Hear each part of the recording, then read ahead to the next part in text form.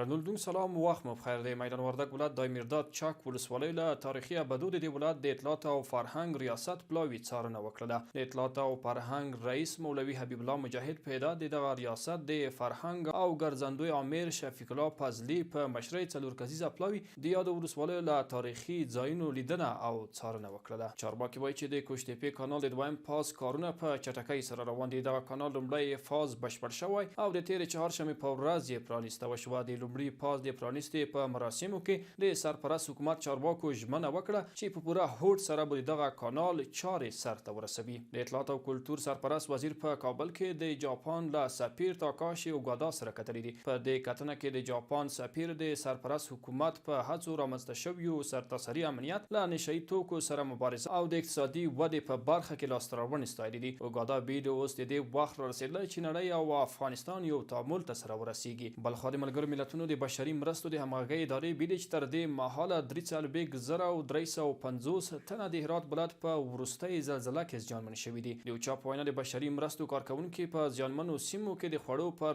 برابرولو بوخت دي. او وروستی خبر مو دا چې نړیوالو رسنیو په مصر کې د سرچینو له کبله د څو ساعتونو لپاره د غزې په سویل کې د اوربند لپاره د هوکړې خبر ورکړی دی. د اوربند خبره له خپرېدو سره مهاله زرګونه کسان د غزې او مصر ترمنځ پولو ته رسېدلي دي چې له غزې ووځي. دا د نن ورځې مهم خبرونه.